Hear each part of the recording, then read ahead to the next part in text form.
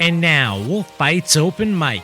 The Bass Jackers. I just came home actually from tour. Hey guys, this is Phoenix Paul. Hey, what's up? This is Sean Frank. WolfBytes DJs and your favorite artists. Sophie Francis. Sophie, thanks for joining us today. Hi, it's super nice to join you guys. What's up, guys? This is Ahmed Van Buren. Now, Open Mic. Hey, what is up, guys? This is Midnight Maddog here on WolfBytes Radio. We have a special episode of this WolfBytes Open Mic podcast with Linney. She's actually from Durham, living out in LA, and we play her every single week here on WolfBytes Radio.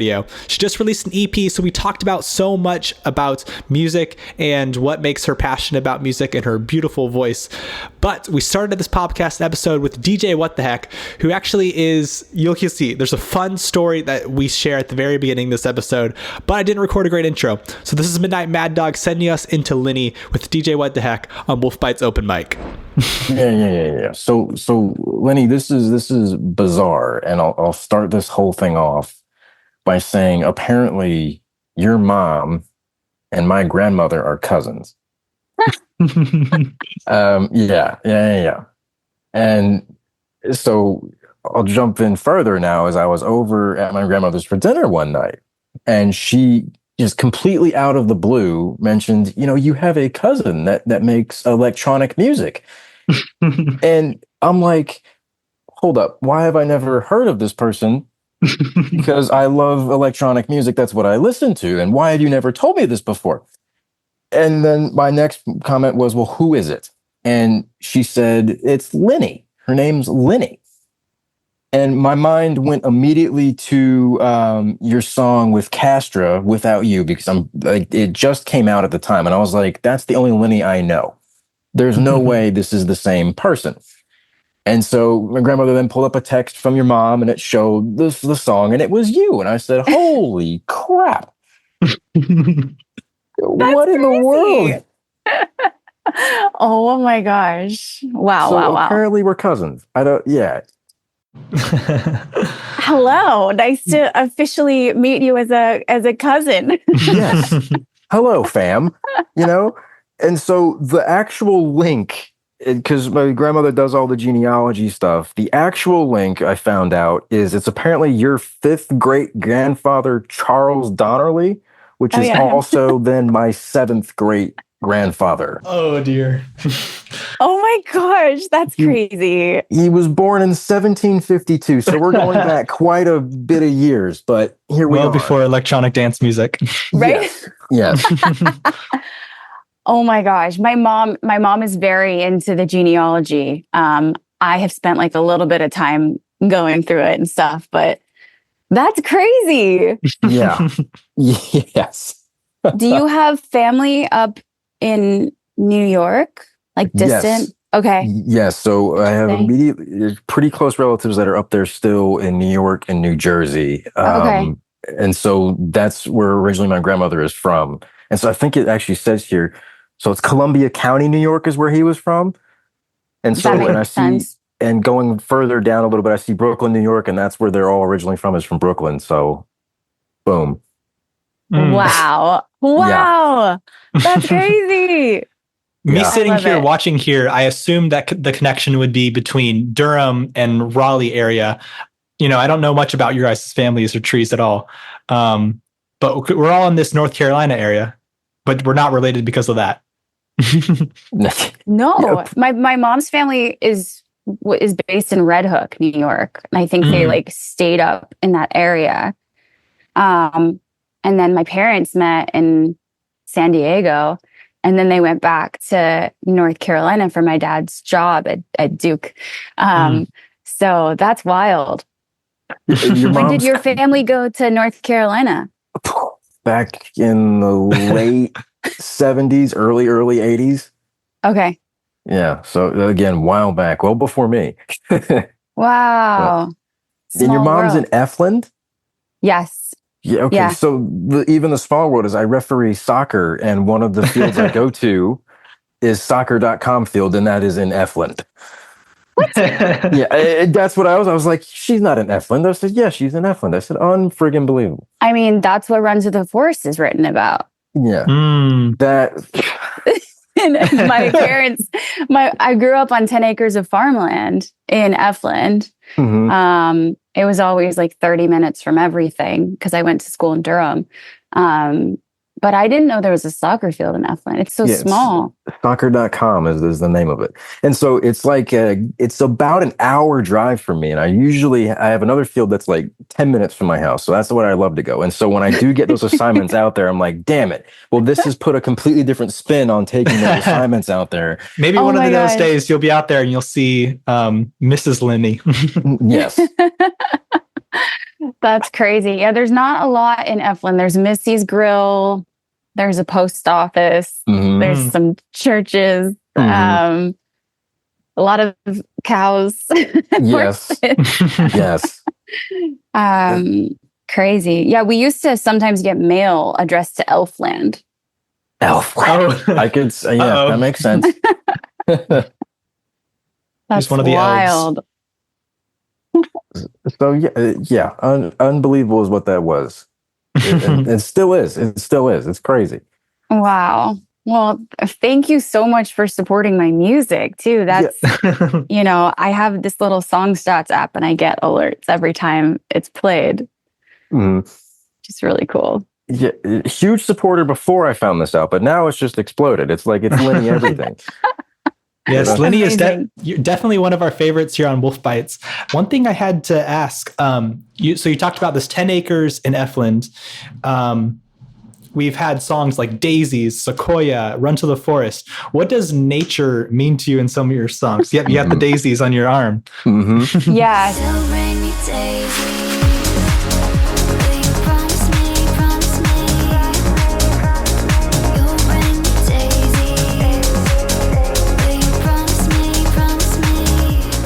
So I'm throwing a party on Thursday at my record label, and I try to do unique things. And I've hired a tattoo artist to do free tattoos based on the songs. And I had to go see him first to make sure I liked his work.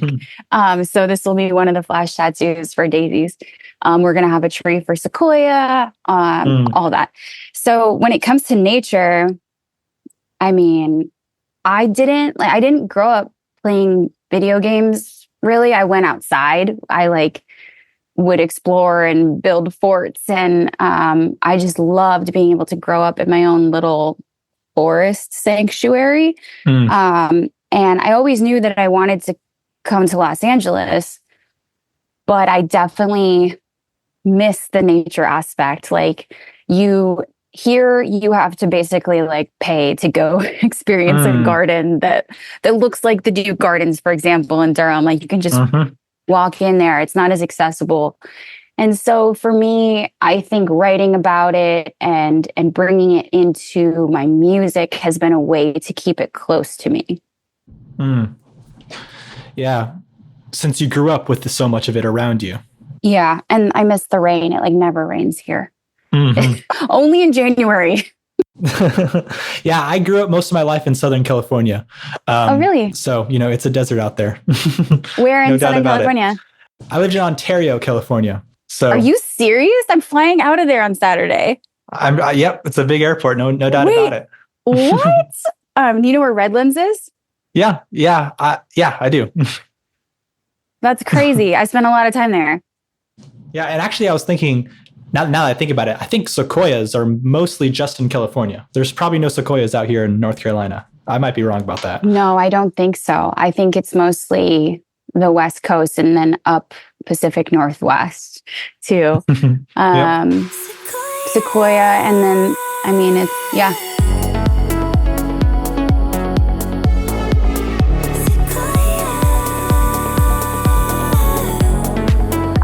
I purchased a sequoia tree.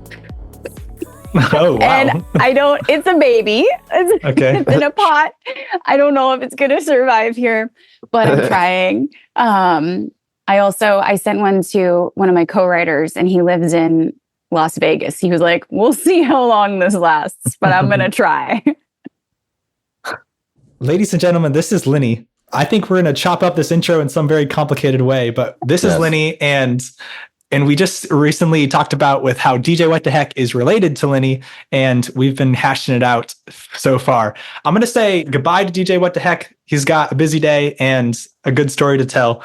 But we're here hyping up Linney's newest EP coming out this week. Oh, it came out yesterday. I'm recording this ahead of time, but it came out yesterday. It's We Dance, and see you later, DjWhtDaHek.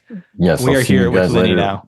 Maddog, be good. And Linney, I'm sure we'll be in touch in one shape or another somehow. So good to see you. got a family That's crazy. reunion. Yeah, thank you for sharing that. Yes. Have fun, guys.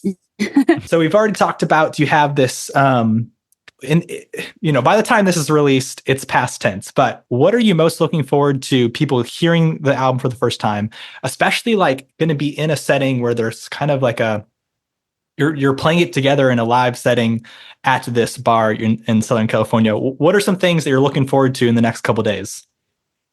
Yeah. So, this week is going to be really exciting, very hectic. Because I'm also organizing it all, with my team. We have a bunch of like drink sponsors, and I have tons of Guayaquil boxes just like stacked in my apartment to bring to the party. And I think for me, I'm taking this opportunity to look at the performance as less of like a traditional club or festival performance, and use this intimate setting to share some of the stories behind the songs. I've built out interludes and intros that give me time to talk about what each of them mean. And there's definitely going to be some rain moments. And yeah, I feel like it's going to be, I think, around like 200 people from the music industry. We've got like some music supervisors, A&Rs, agents, artists, fans. I have people flying in from Canada, New York, and Austin, which is crazy. And it'll just be fun to like, as I've been rehearsing, I obviously get nervous before singing live, but it's kind of turned into excitement, because anytime you get to have like a captive audience and share something that you've created on your own, like to have people listening, like it's just such a special gift. Oh yeah, for sure. And the gift I've seen of you posting on X or posting on Instagram, join me at this party. Yeah. I can't wait to see what it looks like from like your perspective, looking out in the crowd. I hope that maybe what percentage of the crowd do you think is going to be just true fans? What percentage of like A&Rs and those kind of or business side of things? I think it's going to be, we did invite like more industry people first, and then I've opened it up to the public in for my following sense. Like I haven't marketed it or advertised on any websites like, hey, this is happening in LA. It's all been like word of mouth. So I would say when it comes to fans, maybe like a fourth, a half. I think it's also going to be a cool opportunity for fans to come and like maybe meet some of their other favorite artists too, based on like the guest list. I love like bringing good people together. When you say bring good people, is that people that are upcoming, that are unknown, that you just have good friends with? Or is it like we have a special lineup and you're going to be excited to see it? Well, it is LA, so I won't know if people are actually showing up until they show up. Okay. But I do think that, there's definitely going to be a number of people who I have songs with, who are going to roll through, and maybe some upcoming collaborations. So I think that'll be really neat, because sometimes I've only worked with these people virtually, and so to have them come to the show will be extra special too. Yeah. I want you to take us into a bit more of your songwriting process. We hinted at top lining earlier. We hinted at like sending songs to producers earlier. But this We Dance EP or like mini album, this is Linney. This is Linney's songs. Yeah. So how does that differ? What's the change in approach when you are playing those kind of songs?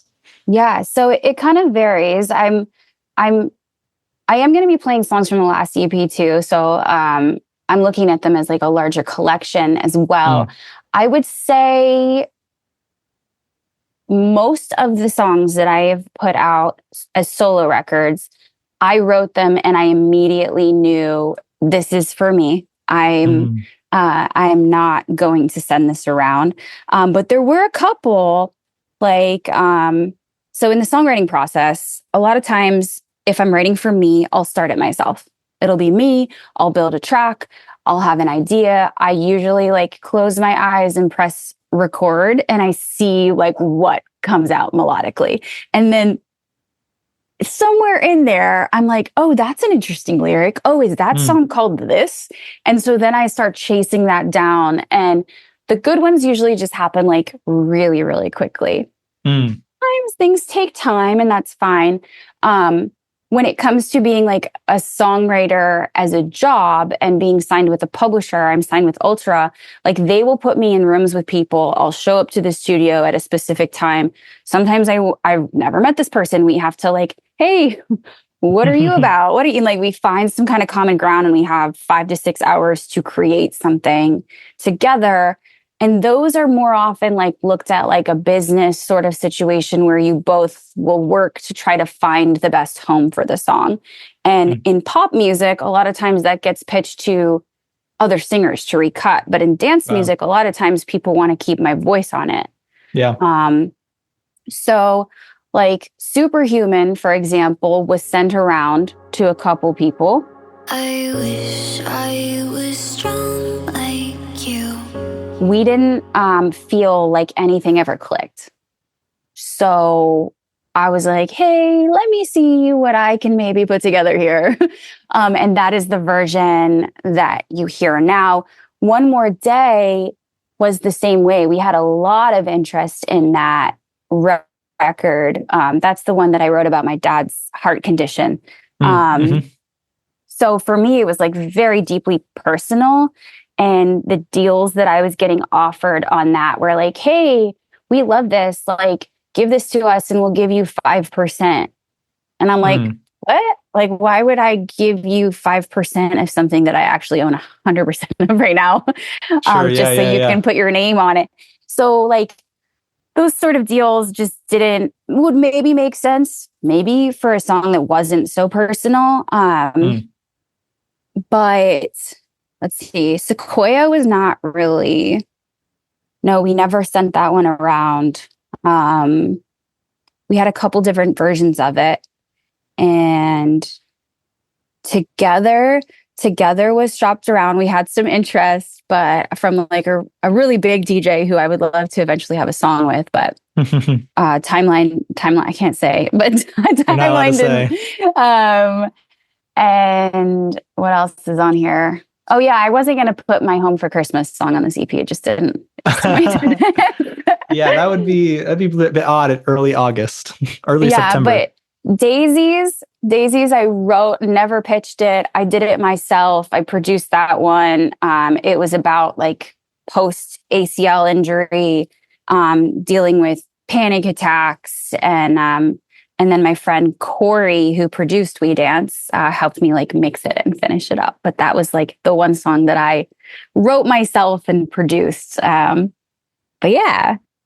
It's so cool to hear you list through your songs on your end, because on our end, like as I was listening to the EP, just, I have the downloads, let's go through it.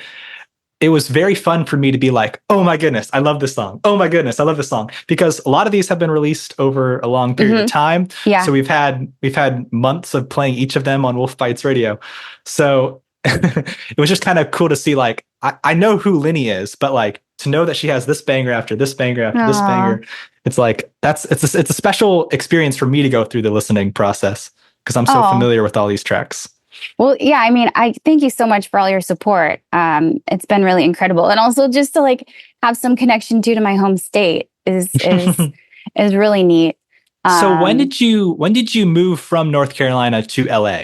And was that like a business move? Like what are the ideas behind an artist going to LA? Well, I don't know. I was like, when I was very little, I maybe was the influence of the Disney Channel. I'm like, gotta go to LA. That's where dreams come true. Like, I just That's where Hannah Montana is. Right. So I knew I wanted to sing and write music since I could speak, basically. And my parents, being in science, my sister too, they were supportive of it the whole time, even though they were like, we don't understand how you do that. Like, how do you become, we don't know, but we will send you to singing lessons. We'll send you to these songwriting camps. And I went to college in Boston. I was in a BFA musical theater program, so I had to audition and get into the class. I'd sing, act, and dance. And I loved it, but also I felt like I was learning to be like a caricature of a person. And I was more interested in trying to create something new. So I changed my major to like a songwriting performance degree where I got to take classes at Berklee College of Music. And then I spent my last semester interning in LA at Warner Music in the licensing department. So they were deciding like what songs get put in TV and film and like doing those deals. And so I had like a little bit of a buffer. A bunch of people who were also from Boston like came and spent the semester out in LA. I graduated and then I decided to come back out here, but it felt like kind of familiar because I'd been here. And that was like really pretty scary. I think I cried the first time I drove the car with people honking at me. Drove the car from Boston to LA?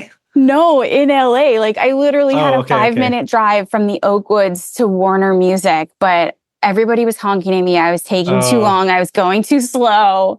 It's a whole nother beast out there in California. It sure is. And I was used to like smiling at people when I passed them on the street, like, hi. People thought I was like legit crazy. She's from the South. Yeah. When I bring friends home to North Carolina, they're like, why are people talking to me? No. So you kind of like lose a little bit of that because you're trying to protect yourself and when you're in the city, but it's necessary, I suppose. Yeah, that is something you don't get out here in North Carolina too much. I remember like the 91 freeway, like all 7 lanes, all 9 lanes, whatever it is, and just bumper to bumper every single day. If you're ever going to Disneyland or something like that. Oh my gosh. Yeah, it takes like, I think I'm going to a photo shoot later today and it's down by LAX. Like, it's going to be 3 hours of driving there and back. Oh, that's terrible. Crazy. In rush hour. Yep, that's for sure.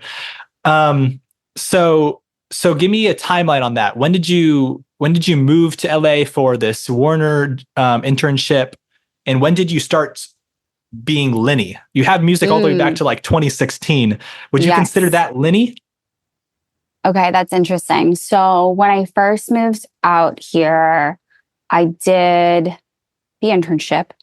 Then I think that this was kind of like me sort of missing home. I put out a country record.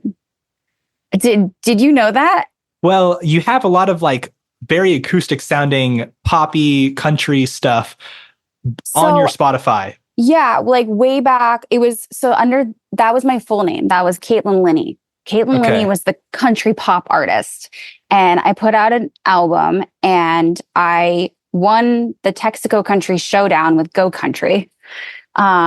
And then I got to open for Easton Corbin. I opened for Josh Turner. I sang the anthem at the Staples Center when it was called that.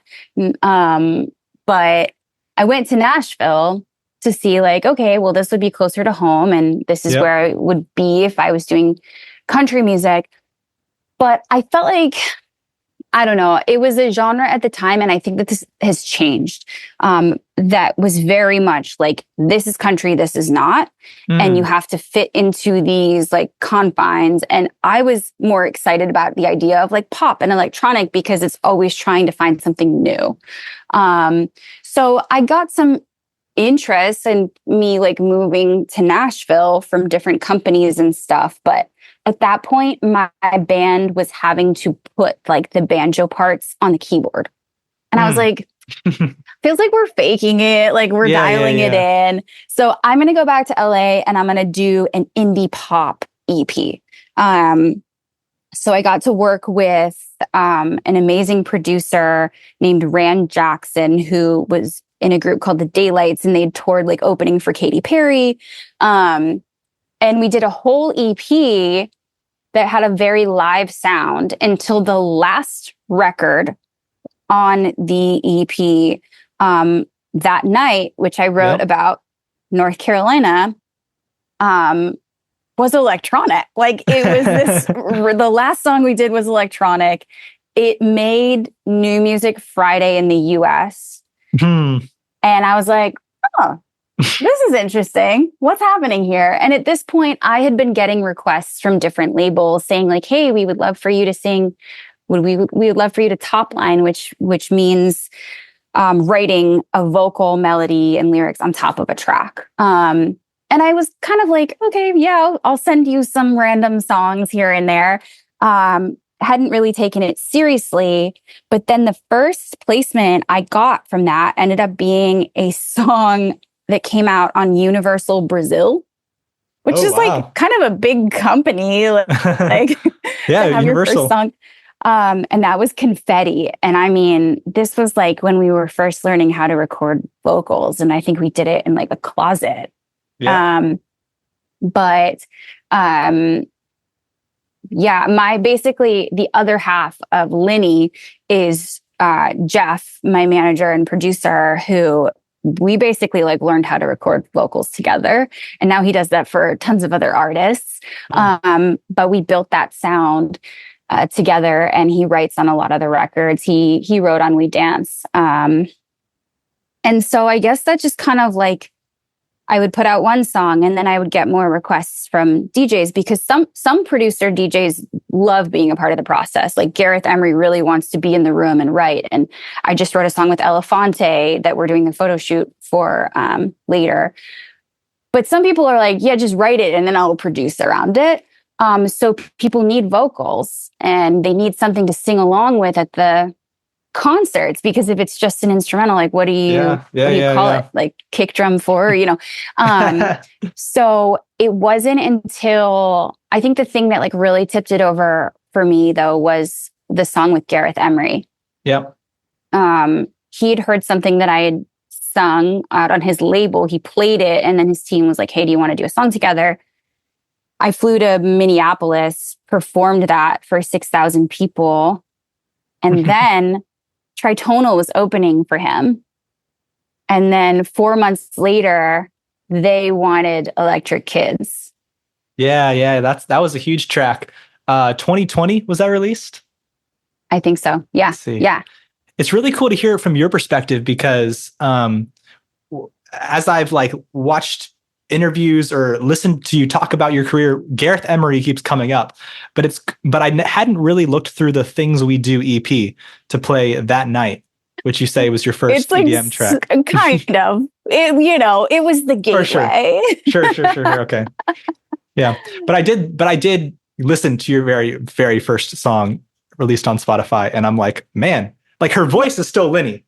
But like, this is not what I was expecting. Production. Well, also what's crazy is was it 2020?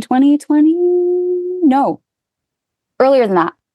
I was getting so sick being here. I was getting sinus infections like crazy. I had 8 sinus infections, and my ENT was like, you're allergic to me. I was like, great, cool. And so we got to the point where we did sinus surgery, and I had like nodes, and he opened up my sinus passages and my voice changed a little. Like, no, but like in a good way. Like I listened. Like the last thing that I did right before the surgery was this cover. I don't know if I still have it on YouTube. It was like, look what you made me do. It was a Taylor Swift cover I did for YouTube. And I sound so dazed. Like I've been so sick. And then Out of My Heart was the first thing to come out after that. And I'm like, wow, I sound more like myself. And I was terrified because I didn't know what was going to happen with that. But since then, knock on wood. So that's the Linney secret. You got to have surgery in your nose. Only if you're like allergic to where you are. Okay.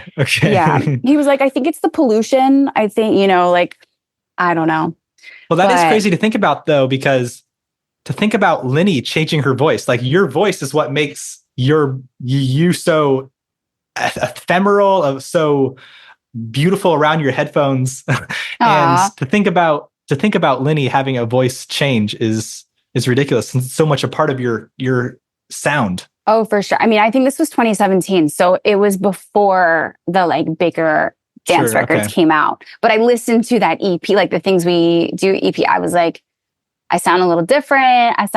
Because I did musical theater, I was always trying to like get rid of the over pronunciation. I can hear it like slowly moving away. So it is really cool to be able to go back and listen through the history of the recordings and be like, okay, all right, so you're losing that a little bit. You're kind of finding your way here. Yeah. I also want to ask about the history of the songs that you release currently, as in we have like 3 different We Dance remixes on this We Dance EP. We dance for a reason, we move till we sense of the pain. You know, what does that look like? Like, was that who made that decision? Was it just I can't let go of any of these these versions? That's so funny. Yeah, we're like, this song you like so much. There's 3 different versions of it. So We Dance. I had to put the demo on because that is how most of the songs start.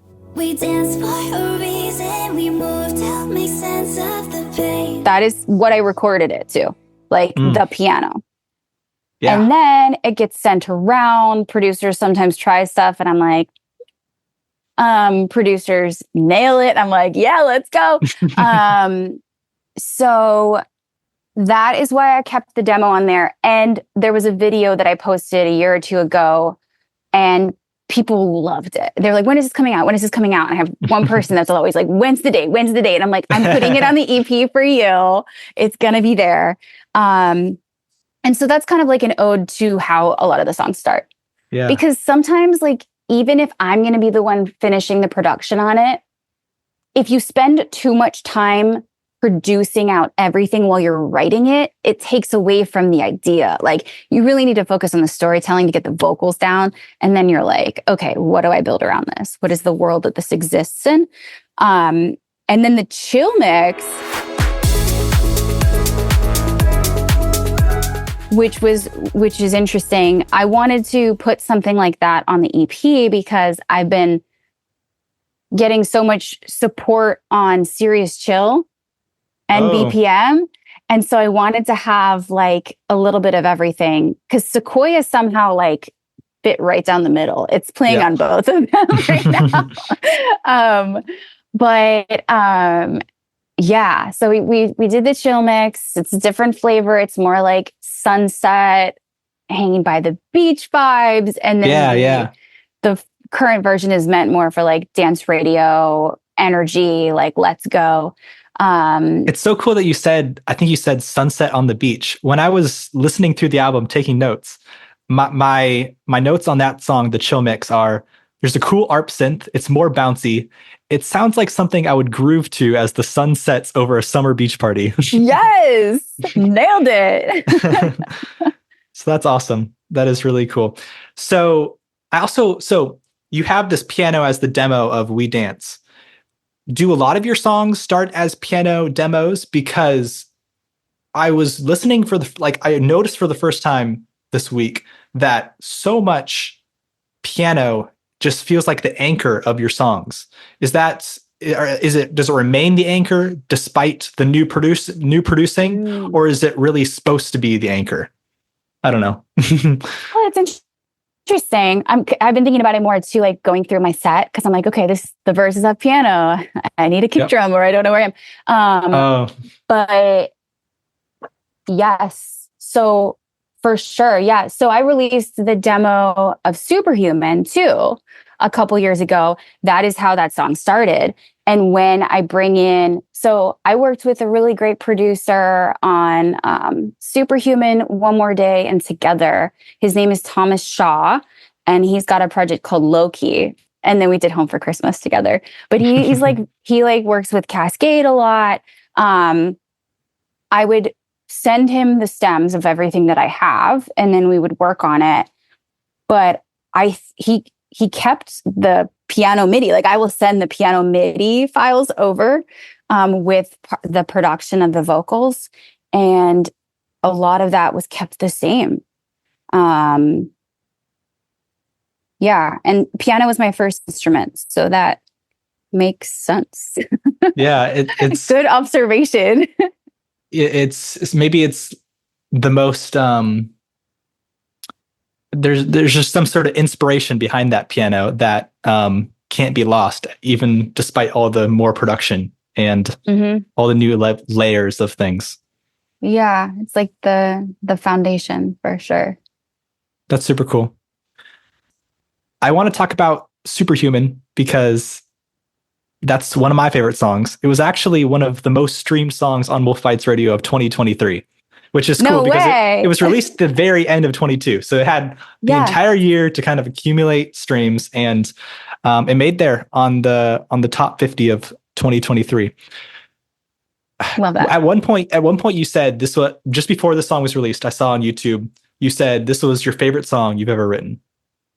What makes a song like that your favorite? And has any other song become your favorite since then? I still say it's my favorite song I've written. I think that there's something so, like, time and time again, when that song comes on in my set, there's something so vulnerable about the first line of the song. It kind of like boom, like hits you, like even being the person like singing it and having written on it, just to like start it with like, I wish I was like you. You're like, whoa, what is going on here? Because people are not so used to admitting their flaws. Everybody's trying to be so tough and be so great. And so to me, it feels like I'm like, here's my heart. Like I'm wearing it on my sleeve. So to be able to bridge that balance of being so vulnerable, but also strong, and have it be like the production carries the vocal, like I feel like it accomplishes a lot of things for me. Did you see, I couldn't believe this. Someone in Italy, did you see that video? I keep going. Okay. So maybe like a month or so ago, like I love this song. It didn't necessarily like perform in a way that I would think like everybody in the world knew this record. So I was really surprised to see that someone in Italy had recut his own version of it and performed it as like an ode to his dad. Oh. After, wait, to his, one of his parents had passed away, and he was singing it on stage to the other parent in front of like 80,000 people in Italy. Wow. And he'd like rewritten parts of it. So like, I had never received a message from this artist. I didn't even know he knew this song. And all of a sudden I'm seeing this video of him performing the record with like an audio recording of the voice message that his parent had left. Like, oh, so I'm like, wow, that is the whole point. Like, to be able to let people express themselves and feel seen and feel heard through the music. Wow. And you hope that like it's something that's yours, that's so intimate that you create, you release it to the world, and it has its own story for you. But you're hoping that by being so personal and specific and intimate, that opens it up to other people to make it what they need it to be. Man, that's beautiful. I can find the video and send it to you because that was send crazy. It to me. I'll look it up myself. But I'll have to see that for sure. That sounds so. Do you ever cry over your music? I'm sure you do.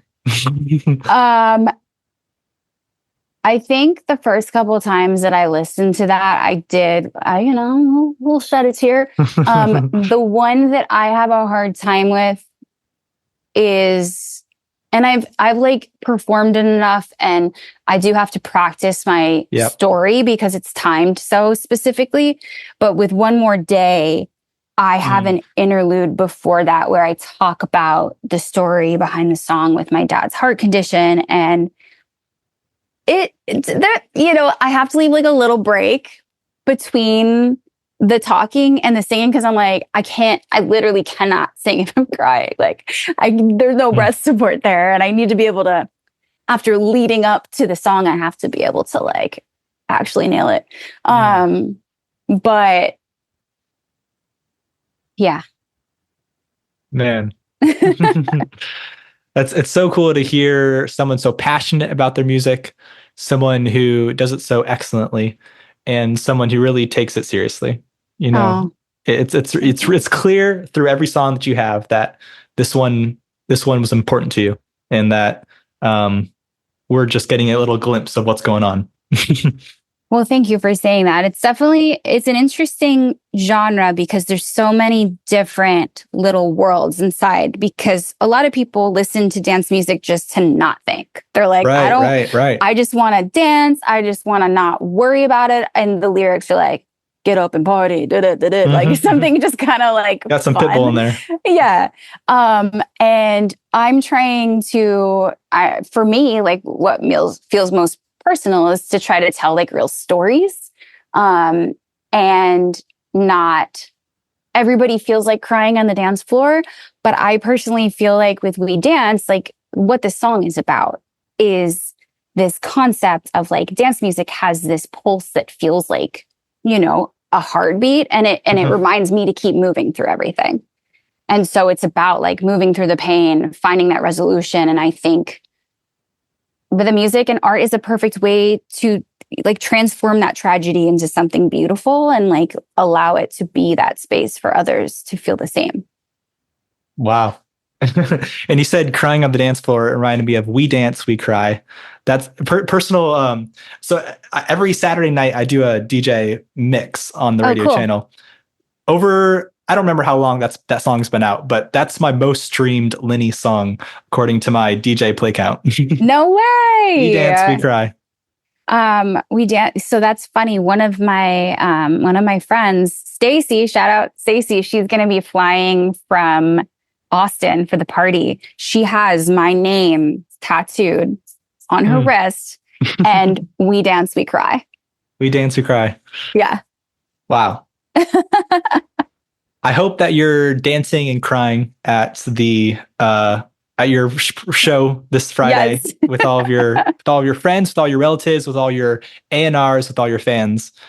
Is there anything else that you want to tell us WolfBytes radio listeners to kind of hype up this album? Anything else that's on your mind right now? Anything that's on my mind? I think for me, this is my sophomore dance EP. I'm so excited to just have the opportunity and the ears of everyone who's interested in what's going on. And I'm really proud of these songs. And I am also planning what's going to start top of next year. And I'm very, very excited about it. A lot of times, like every time a release comes out, it feels like the end of something. But for me, I'm like, okay, this is just the beginning. Like, what's going to happen next? Let's go. Because ultimately, these songs have been things I've been working on the last couple of years. And I also have so many records that nobody's even heard yet. I'm going to play 2 unreleased songs at the party. So that's so awesome to hear. Yeah. And if I was in LA, I would definitely be there. Yes, you'll be there in spirit. Yes. Well, it was awesome being with you, Linney.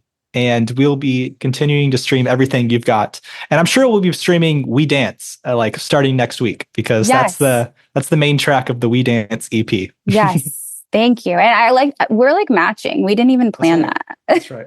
That's amazing. It's like Southern California vibes right there. I was like, there's also some Carolina blue here. I mean, I know that you're NC State, but I've got some plants behind me. Yes, let's go. Oh, this says North Carolina on it here. North Carolina, California. Well, thank you so much for the time, and thank you for supporting the records. Like, it means the world to me. Of course. Well, see you guys next week Saturday for WolfBytes Radio Open Mic. It's Midnight Maddog checking out on WolfBytes Radio.